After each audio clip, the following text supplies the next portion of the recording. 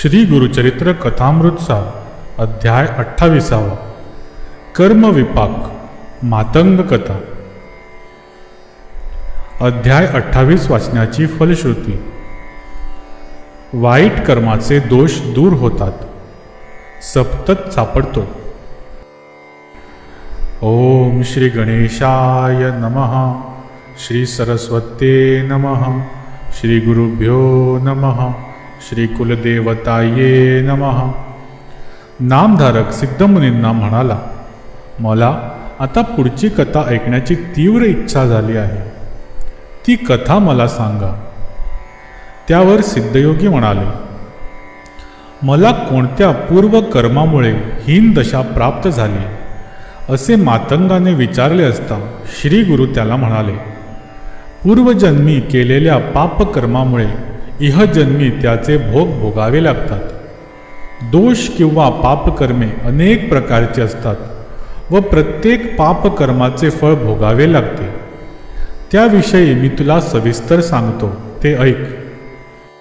ब्राह्मण किंवा अन्य कोणीही अनाचाराने वागला तर त्याला हीन जातीत किंवा कृमी कीटक, पशुपक्षी इत्यादी योनीत जन्म घ्यावा लागतो। आपल्या आई वडिलांचा किंवा कुलस्त्रीचा त्याग केलास तर पापकर्माबद्दल मनुष्याला हीन कुळात जन्म घ्यावा लागतो।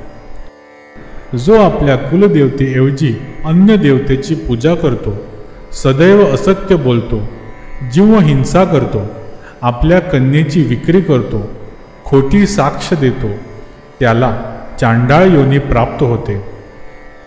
घोड्यांची विक्री करणारा, परस्त्रींशी संग करणारा, रानाला आग लावणारा, तीर्थक्षेत्री जाऊन श्राद्धादी कर्मे न करणारा, आपल्या घरातील कपिला धेनूचे दूध देव ब्राह्मणांना न देता स्वतःच सेवन करणारा नीच गतीला जातो।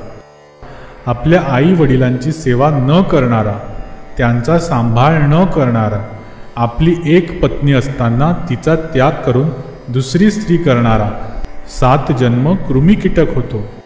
सत्पात्री ब्राह्मणांची निंदा करणारा, त्याच्या उपजीविकेचा अपहार करणारा, तळी विहिरी नष्ट करणारा, शिवमंदिरातील पूजा नष्ट करणारा, ब्राह्मणांची घरे दारे मोडणारा हीन कुळात जन्मास येतो।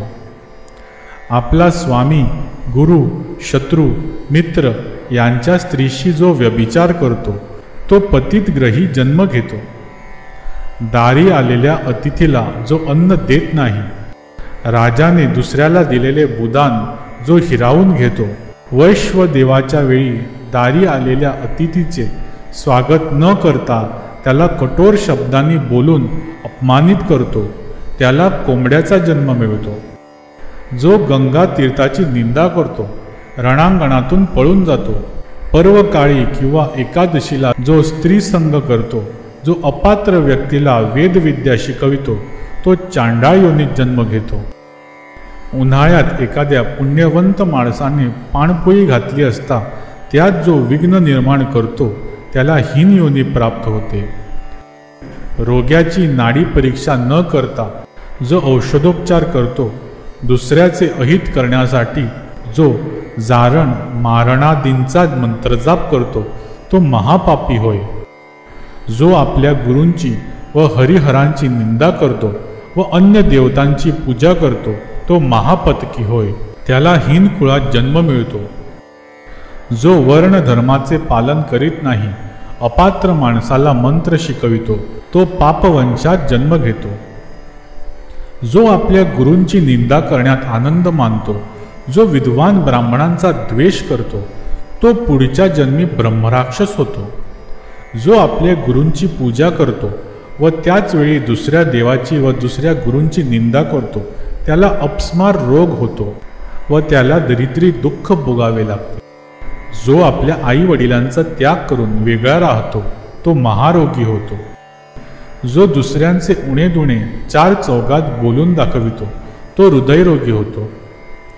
जो आपल्या स्त्रीचा गर्भपात करतो, तो निपुत्रिक होतो, त्याला पुत्र झालाच तर तो जगत नाही। जो वेदशास्त्र पुराणांचे श्रवण पठन करीत नाही, तो बहिरा अंध होऊन जन्मास येतो। जो पापी माणसाशी मैत्री करतो त्याला गाढवाचा जन्म मिळतो. पापी माणसाकडून औषध घेतो तो हरिण होतो. ब्रह्महत्या करणारा क्षयरोगी होतो. मद्यपान करणाऱ्याचे दात काळे होतात. सुवर्ण चोरी करणाऱ्याला नखे कुजण्याचा रोग होतो. गुरु स्त्रीकडे जो वाईट नजरेने पाहतो तो कुष्ठरोगी होऊन जन्मास येतो. दुसऱ्याच्या सेवकाला फूस लावून पळवितो त्याला सदैव तुरुंगवास भोगावा लागतो. जो परस्त्रीची चोरी करतो तो जन्मताच मंदबुद्धीचा होतो. शेवटी तो नरकात जातो. सापांना ठार मारणारा सर्पयोनीत जन्मास येतो. अशी अनेक पापकर्मे आहेत व त्यांची फळे भोगावी लागतात. आता चौर्य कर्माबद्दल सांगतो. सुवर्ण चोरी करणाऱ्यास परमारोग होतो. पुस्तकाची चोरी करणारा अंध होतो. वस्त्र चोरी करणारा दमेकारी होतो. सार्वजनिक संपत्तीचा अपहार करणाऱ्याला गंडमाळ रोग होतो. दमेकऱ्याची चोरी करणाऱ्यास तुरुंगवास भोगावा लागतो असे ब्रह्मांड पुराणात सांगितले आहे. परद्रव्याची किंवा दुसऱ्याला मिळालेल्या वस्तूची चोरी करणारा निपुत्रिक होतो. अन्न चोरी करणाऱ्यास पानथरी रोग होतो. धान्यादींची चोरी करणाऱ्यांच्या शरीराला जन्मताच दुर्गंध येतो. परस्त्री, परवस्तू किंवा ब्राह्मणांचे द्रव्य चोरणाऱ्याला ब्रह्मराक्षसाचा जन्म मिळतो. पाने, फुले, फळे चोरणाऱ्यास खरुज रोग होतो. कांस्य, ताम्र, लोह, कापूस, मीठ यांची चोरी करणाऱ्याला श्वेतकुष्ठ रोग होतो. देवद्रव्याचा अपहार करणारा, देवकार्याचा नाश करणारा, अभक्ष भक्षण करणारा पंडुरोगी होतो. दुसऱ्याचे भूमिगत धन चोरणाऱ्याला सदैव शोक करावा लागतो. धेनुधनाची चोरी करणाऱ्याला उंटाचा जन्म मिळतो. दुसऱ्याच्या घरातील भांडी कुंडी चोरणारा मनुष्य कावळा होतो. मधाची चोरी करणारा बेगर होतो. श्री गुरु त्या पतिताला म्हणाले, या सर्व चौर्य कर्माबद्दल ते जन्म घ्यावे लागतात. आता व्यभिचारासंबंधी महाभारताच्या शांती पर्वात श्री व्यासांनी काय सांगितले आहे ते सांगतो, ते ऐक. परस्त्रीला आलिंगन दिल्यास 100 जन्म श्वान योनीत जन्म घ्यावा लागतो. त्यानंतर सर्प योनीत जन्म घ्यावा लागतो. परस्त्रीची योनी पाहणारा जन्मांध होतो. भावाच्या पत्नीशी संग करणाऱ्याला गाढवाचा जन्म मिळतो. त्यानंतर त्याला सर्पयोनीत जन्म घ्यावा लागतो व शेवटी तो नरकात जातो. मित्राची पत्नी माते सन्मान असते.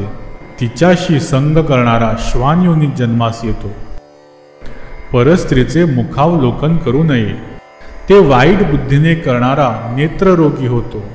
हीन जातीच्या स्त्रीशी व्यभिचार करणारा श्वान योनीत जन्म घेतो.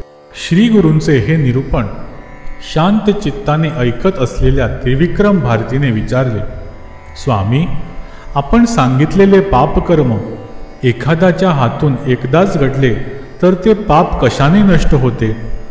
त्यावर श्री गुरु म्हणाले, केलेल्या पापकर्माचा पश्चाताप झाला तर त्या कर्माचे पाप लागत नाही. मोठ्या पापकर्माची मनाला बोचणी लागल्यास त्याला प्रायश्चित आहे. त्यासाठी ब्रह्मदंड घ्यावा, सालंकृत गोदन करावे. ते शक्य नसेल तर यथाशक्ती द्रव्यदान करावे. केवळ अजाणतेपणे पाप घडल्यास प्रायश्चित्ताने शुद्धी होते. अशा वेळी गुरुसेवा केल्यास गुरु निवारण करील. 200 प्राणायाम व पुण्यतीर्थात 10 वेळा स्नान केल्यास पापाचा नाश होतो. त्याचप्रमाणे 3 गुंजा सुवर्ण दान करावे. 2 योजनेपर्यंत नदी तीराने तीर्थयात्रा करावी. पती आणि पत्नी यापैकी कोणी एकाने पाप केले असेल तर दोघांनी प्रायश्चित घ्यावे. त्याचप्रमाणे गायत्रीचा 10,000 जप करावा. 12 सत्पात्री ब्राह्मणांना भोजन द्यावे. 1000 तिलाहुती द्याव्यात. याला गायत्री कृच्य असे म्हणतात. त्याचप्रमाणे प्राजाप्रत्यकृच्य, अतिकृच्य, प्रणकृच्य करावे. त्यामुळे केवळ अज्ञानाने झालेली पापे नष्ट होतात. समुद्र सेतुबंदी स्नान केल्यास ब्रणहत्या व कृताग्नी पातकांचा नाश होतो. विधीपूर्वक 1 कोटी गायत्री मंत्राचा जप केल्याने ब्रह्महत्या पातकाचा नाश होतो. 1 लक्ष गायत्री जप केल्याने गुरुपत्नीशी केलेल्या पातकाचा नाश होतो. अशा प्रकारे श्री गुरूंनी त्रिविक्रम भारतीला पापमुक्तीसाठी करावयाची स्नान, दान, जपतप, उपोषण, तीर्थयात्रा आदी गोष्टी सांगितल्या. पण त्या मातंगाला पुन्हा आपल्या जातीत जावे असे वाटेना. श्री गुरूंनी त्याला स्वतःच्या घरी जाण्यास सांगितले. तो जाण्यास तयार नव्हता. इतक्यात त्या मातंगाची बायका मुले तेथे आली. त्याची पत्नी म्हणाली, माझ्या पतीला अपस्माराची व्याधी झाली आहे. बराच वेळ झाला तरी हे घरी परत आले नाहीत, म्हणून यांना शोधत आम्ही येथे आलो आहोत. ती त्याच्याजवळ जाऊ लागली तेव्हा तो मातंग म्हणाला, मला स्पर्श करू नकोस, मी ब्राह्मण आहे. लोकांनी तिला घडलेली हकीकत सांगितली. तेव्हा ती शोक करीत श्री गुरूंना म्हणाली, स्वामी, हे काय हो झाले, आता मी काय करू? मी आपणास शरण आले आहे. कृपा करा, माझ्या पतीची व माझी ताटातूट करू नका. मग श्रीगुरु त्या मातंगाला म्हणाले, आता तू आपल्या घरी जा. तुझ्यामुळे तुझी पत्नी व मुले दुःखी झाली तर तुला सद्गती प्राप्त होणार नाही. ज्याला संसारात रस नाही त्याने बायका मुलांच्या भानगडीत पडू नये. पण एकदा संसारात पडल्यावर बायका मुलांचा त्याग केला तर मोठा दोष निर्माण होतो. तू सूर्य चंद्राला साक्षी ठेवून स्त्रीचा स्वीकार केला आहेस. आता तिचा त्याग केलास तर तू महापापी ठरशील. तुला सद्गती मिळणार नाही. श्री गुरूंनी असे सांगितले असता तो मातंग म्हणाला, स्वामी, मला आता ज्ञानप्राप्ती झाली आहे, मग मी पुन्हा जातीहीन कशाला होऊ? तो असे म्हणाला असता श्री गुरूंनी विचार केला, त्याच्या शरीरावर विभूती आहे, त्याचाच हा परिणाम आहे. ती धुतली गेली म्हणजे याच्या ठिकाणी अज्ञान निर्माण होईल. श्री गुरूंनी एका लोभी संसारासक्त ब्राह्मणाला बोलावून सांगितले, तो या मातंगावर स्वहस्ते पाणी ओत, म्हणजे याच्या ठिकाणी संसाराची आसक्ती निर्माण होईल. त्या ब्राह्मणाने नदीवरून घागर भरून आणली व त्या मातंगाच्या अंगावर ओतली. त्यामुळे श्री गुरूंनी त्या मातंगावर प्रक्षेपण केलेले अभिमंत्रित भस्म धुवून गेले. त्याच क्षणी त्या मातंगाचे जातीस्मरण नाहीसे झाले. तो धावतच आपल्या बायका मुलाजवळ गेला आणि विचारू लागला, मी येथे कसा आलो? तुम्ही येथे कशासाठी आला आहात? मला काही समजत नाही. मग तो आपल्या बायका मुलासह घरी परत गेला. हा सगळा प्रत्यक्ष घडलेला प्रसंग पाहून लोकांनी मोठे आश्चर्य वाटले. श्री गुरूंची लीला अगाध आहे, त्यांना पुन्हा एकदा कळले. त्यावेळी तेथे असलेले त्रिविक्रम भारती श्री गुरूंना म्हणाले, स्वामी, भस्माच्या प्रभावाने त्या मातंगाला पूर्वजन्माचे स्मरण झाले व ते भस्म धुतले गेले असता त्याची स्मृती नाहीशी झाली. हा भस्माचा प्रभाव मोठा अद्भुत आहे. मला त्याविषयी सविस्तर सांगा. त्रिविक्रम भारतींनी अशी विनंती केली असता श्री गुरूंनी भस्म महात्म्य सांगण्याचे मान्य केले. अशा रीतीने श्री गुरुचरित्रामृतातील कर्मविपाक मातंग कथा नावाचा अध्याय 28वा समाप्त. श्री गुरुदत्तात्रेयार्पणमस्तु. श्री गुरुदेव दत्त. श्री गुरुदेव दत्त. श्री गुरुदेव दत्त.